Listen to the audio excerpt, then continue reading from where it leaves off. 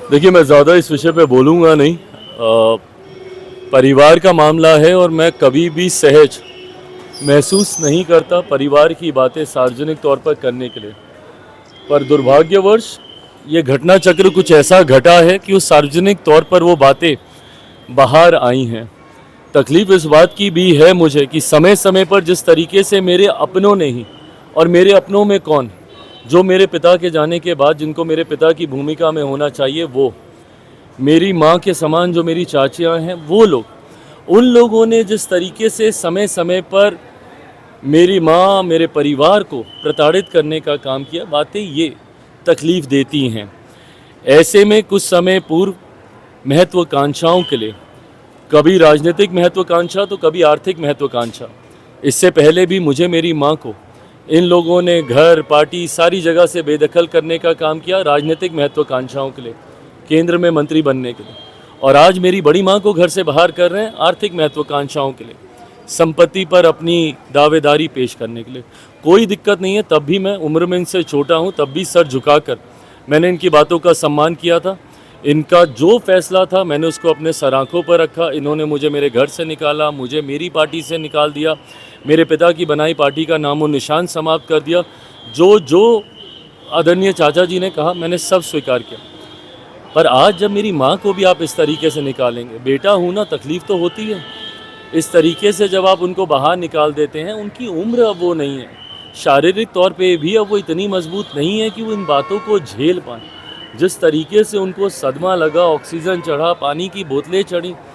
मैं मान रहा हूँ संपत्ति पे है भाई, आपका भी हक है, आप कर लीजिए ना अगर आपको बंटवारा ही करना है। मैं कहाँ मना कर रहा हूँ, मैं होता कौन हूँ मना करने वाला। मेरे पिता के जाने का सब आप ही हैं उस परिवार में, उनकी पीढ़ी के आप ही हैं, आप ही को ही सब करना है। अगर आपको लगता है कि परिवार में बंटवारा कर देना चाहिए, कर दीजिए, बता दीजिए सारी संपत्ति। आपके पास तो बहुत है, नामी बेनामी सब आपके पास संपत्तियाँ हैं। आपकी दिल्ली से लेके नोएडा से लेके कहाँ तक नहीं है, आप बता दीजिए कौन सी संपत्ति किसके पास जानी है, नहीं जानी। बट इस तरीके से मेरी माँ के साथ इस उम्र में उनके साथ ये करना, ये शोभा नहीं देता। जिस तरीके से चाचियाँ वहाँ पे दोनों गईं, उन्होंने जिस तरीके से उनका सामान बाहर फेंका, माँ को उस वक्त समझ में भी नहीं आया कि क्या चीज़ें उन्होंने रखी, क्या खोई, क्या मिला, नहीं मिला। एकदम उनको समझ में ही नहीं आ रहा कि उनके साथ, और स्वाभाविक है, दशकों से वो वहाँ पे रह रही, आज से थोड़ी रह रही, दशकों से वो वहाँ पे रह रही।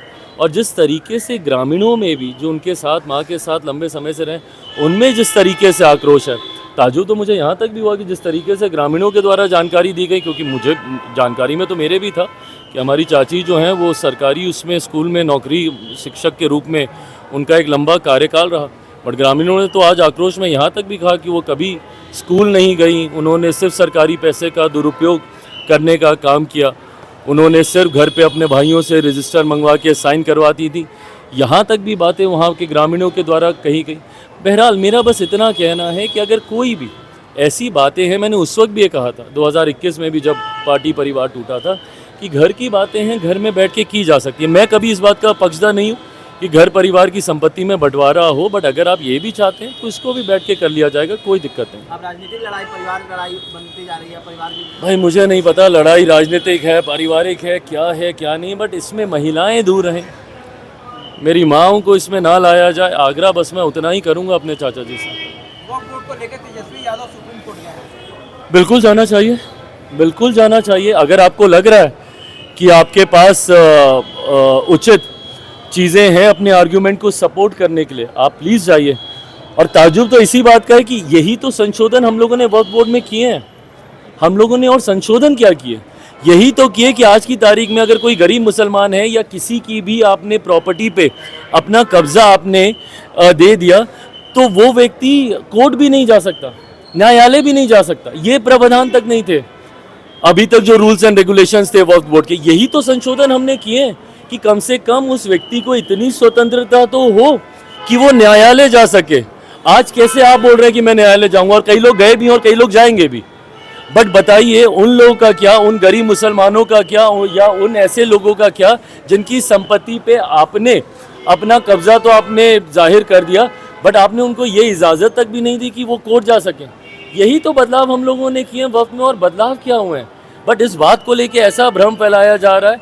मैं ये मानता हूँ पूरी तरीके से प्रो पुअर मुसलमान इसमें संशोधन किए गए हैं। आने वाले 2-3-4 महीनों में जैसे सीए का समय रहते रहते पता चल गया कि किसी मुसलमान की नागरिकता नहीं गई, धारा 370 हटने के बाद पता चल गया कि कहीं देश नहीं जला, ऐसे ही 2 महीने 3 महीने 4 महीने में अपने आप सबको समझ में आ जाएगा कि ये गरीब मुसलमानों को हक दिलाने के लिए उनको व्यवस्था के साथ जोड़ने की सोच के साथ ये संशोधन किए गए हैं।